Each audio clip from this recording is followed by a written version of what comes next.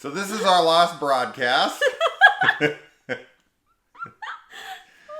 No, the last broadcast. Is the last film we watched of the 3 found footage films we've watched in a row because we are on a found footage kick. This is a film that came out right after the Blair Witch, but was shot before the Blair Witch. And that's kind of how this film is known, is like it predates the Blair Witch, even though it was kind of released after it. But it was filmed before. So they kind of had the idea, supposedly.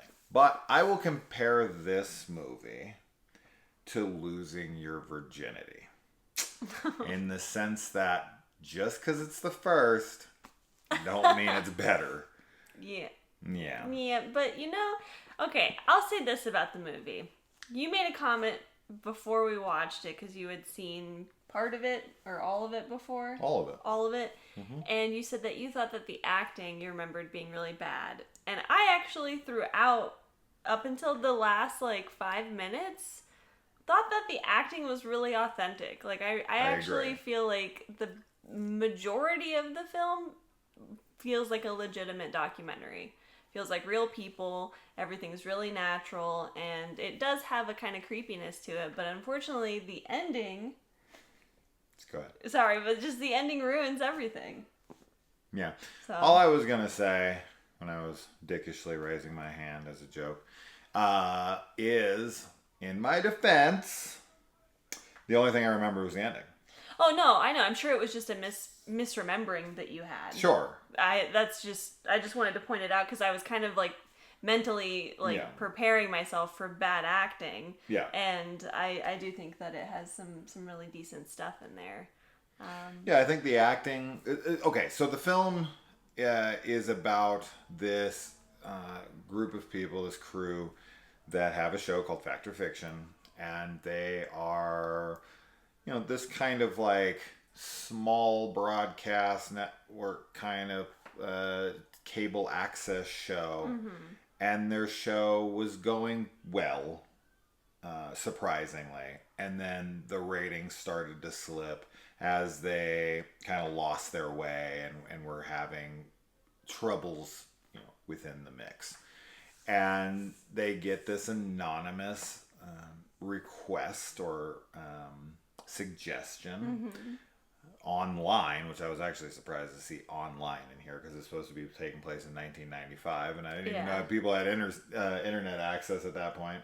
I remember having internet access, I guess, back then, but barely, because they're talking about live streaming, chat rooms and stuff. Yeah, live streaming online, and I'm like, what in 95? No fucking way! I don't remember that. It took 3 hours to load a page. Yeah, they gotta be meaning live streaming a news broadcast would be live, not live streaming the way we think of it now in 2022. I just heard live stream and my brain was like, no. Yeah, absolutely. So anyway, they get this suggestion to go out and to the Pine Barrens and cover the legend of the Jersey Devil. Now, I will say this about the film.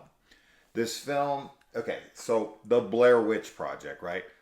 Heather and Mike and Josh are out there, and all they do and all they talk about, the entirety of that film, is the Blair Witch. Yes. Everything is about the Blair Witch. There ain't fuck all in this movie about the Jersey Devil. Nothing. I mean, zero. Nothing at all. Outside of the mention of we're looking for the Jersey Devil. Yeah.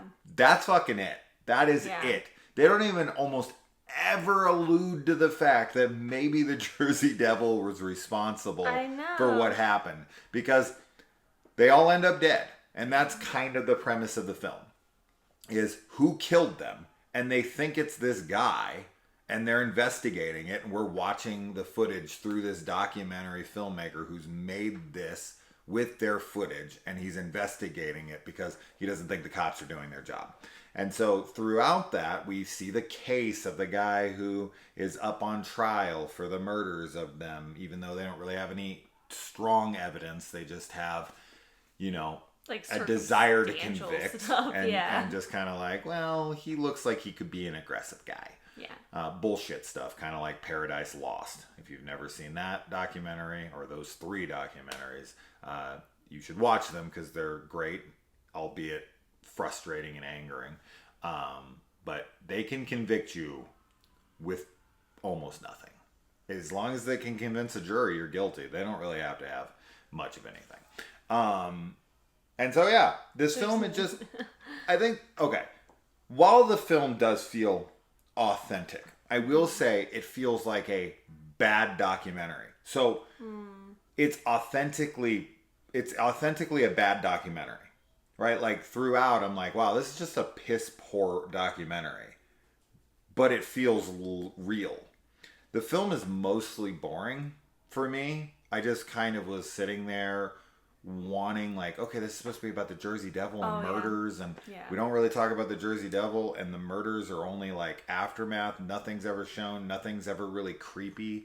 I couldn't name almost even a second of this film that felt eerie.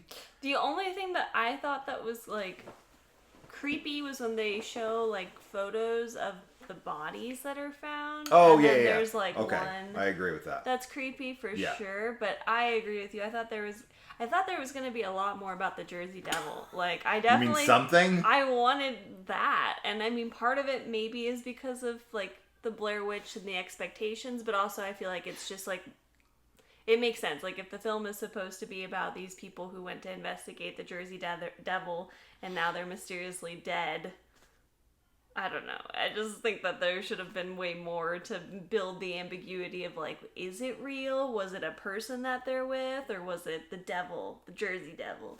It's a shame they shot this before the Blair Witch, because I feel like if they would have watched the Blair Witch, this would have been a better film. Maybe, yeah. Right? Like, if this would have been filmed in lieu of, like, they saw the Blair Witch and they're like, oh, yeah, like, maybe they already had this whole idea, and then they were gonna film it, and the Blair Witch came out, and then they went to see it, and they're like, well, fuck, this is kind of like our idea. But then they watch it, and they're like, shit, that's better than our idea. Why don't we actually, like, include the Jersey Devil and do this? Because, I mean, no spoilers here, guys. Obviously, for the Blair Witch, what I'm saying is, everybody's seen the fucking Blair Witch. So, if you think this is spoilers for the Blair Witch, I don't know what to tell you. There's no Blair Witch in the Blair Witch Project, right? Like, you don't have to show the Blair Witch for there to be a presence. The way that the Blair Witch plays out, and you can play it a whole bunch of different ways. I've seen theories where, you know, Josh and Mike killed Heather. Sure. You know, that you know, they lured her out there, they pissed her off, whatever, and then they went out. Now, why would they go missing? And they just, like, what? Ran off and you know, left their lives behind. That kind of stuff is stupid. But regardless, I mean, you can interpret things in different ways. But the point being is that throughout the Blair Witch, it's an interesting, scary, eerie film. And this one just kind of plods along. And then, oh my goodness, the ending is so like atrocious. It makes zero sense. And I mean none. Yeah. I completely get what they're going for. But I have about 4,000 questions. And I don't think any of them could be answered. Maybe one or two. But then you'd still have 3,998 questions unanswered. There's so many questions. And it completely just takes the idea of, like, found footage and POV camera work, which the entire film is, and just crumples that shit up and lights it on fire. Yeah. It severely lessens the film, for sure. And it's a shame, because it really is, like, 3 minutes at the end. Yeah, but it's the, like, big thing. But it is the big thing, and it didn't work for either of us, and yeah. Imagine if you were watching the Blair Witch Project, and right when Heather and Mike find the house, all of a sudden, it just goes like traditional filmmaking. And it's like cameras over here, and lifting almost crane shots, and like drone footage. You would be like, the fuck is happening? That's what happens in this movie. That's what happens in this movie. We see like 17 different camera angles. And it's not like, you know, we've watched found footage movies before that the rules are broken, but it's supposed to be explained with like a supernatural reason or something, why there's like camera work from places that there shouldn't be. But that doesn't work at all with this. It's just like it is completely dropped in the last 3 minutes, and it adds a lot of confusion, and it's unnecessary. They could have filmed it, even if they wanted to keep the same type of ending, like with the reveal, then they still could have filmed it as found footage and at least kept that consistent throughout. Yeah. So. Quick spoiler talk for the movie, so if you haven't seen it, shut it off. The filmmaker being the killer in the end genuinely makes no sense. No sense like, at all. I don't understand sense. A lot. We don't understand why her room is wrapped in plastic wrap. I think she's supposed to like have a clean room where she's putting together the like footage the tape, and no like so she dust, can have dust, and nothing can affect that. That's not how they show her room any other time, and it's very convenient for him to be able to hide all the evidence. Yeah. So it feels like it's a Dexter kill room that he put together. That she's like, oh, why is all this plastic wrap in here? I don't know. IDK, gotta get to work. Yeah. Number two, like she would have known that was him. Yes. Way before. This isn't the Saw 7 scene where freaking Hoffman's voice is finally digitally recreated. But even by that point, you know, Perez and they're already on to him. Like Perez is 100% in her mind that Hoffman is it, right? And it's like she's already on edge. She's got she's waiting for it, right? And Hoffman just outsmarts them, and that's fine. That's awesome. I love that stuff. But with this, bro, she knew he was the killer. They show that the amount of time rendering that video was 1,775 hours of time where she was teaching the computer. She didn't just put it into a computer and let it render for 1,775. She says very specifically, I have to manipulate this. I have to tell it where to create the circles and whatever. And we see the process as the image is coming together. We actually see it time-lapsed. So if that was the case, she would have known that was him way before. Yeah. Way before. And then she's like, oh, you gotta come. And then he comes behind her like she's not expecting. She like sees the image and they're like, oh my God, it's him. And then he comes in and kills her. So that's the second thing, makes no sense. Number three, why would he send himself the footage? Or if he didn't send himself the footage that ends up convicting him, why would he give it over? Why would he give it to her in the first place? Right. And why wouldn't she have called somebody else other than him first? 100%. So it's like, yeah, it's so confusing. Where did that footage come from? He sent it to himself? He kept it. But he doesn't have a crew. I was telling this to Kaylee. He doesn't have a crew of people to answer to. So he's filming his own shit. We see this. He's filming everything. Yeah. Although somebody else is filming it because he'd be too close. So it doesn't matter, but we'll say he's filming his own stuff because that's what the film says. Yeah. So he's got his own, he's his own crew. He answers to nobody. He sends himself a package in the mail that has incriminating evidence towards him so that he can give it over to this girl, hoping that she doesn't go to the authorities preemptively, that she's going to digitally render this thing for almost 2,000 hours over months of her life. She's then going to call him, wait, like a fucking, gender reveal.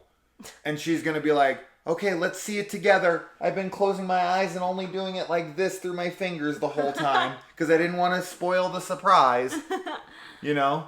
And then boom, it's there. And she's like, oh my God, it's the killer. Why would he send it to her? Why would he go to like this amazing analysis person to be like, can you convict me please so that then I can kill you and cover it up? And can you also wrap this whole room in plastic wrap for me?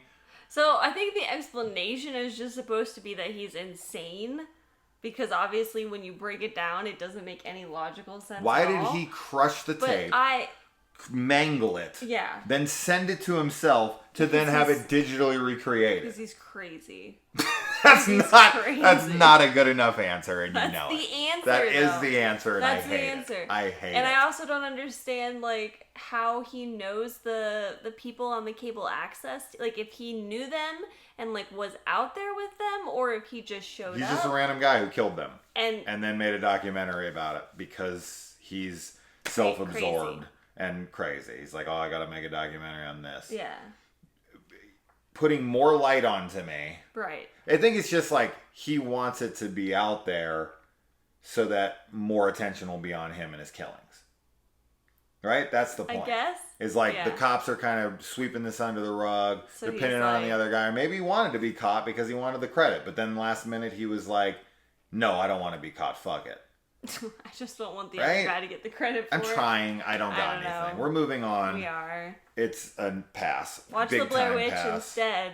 Watch so many other movies. Yeah. And or others. We are going to make a top 10 lesser found footage part 2 coming soon. That's why we're watching all these. We're going to try to find another gem. Bye.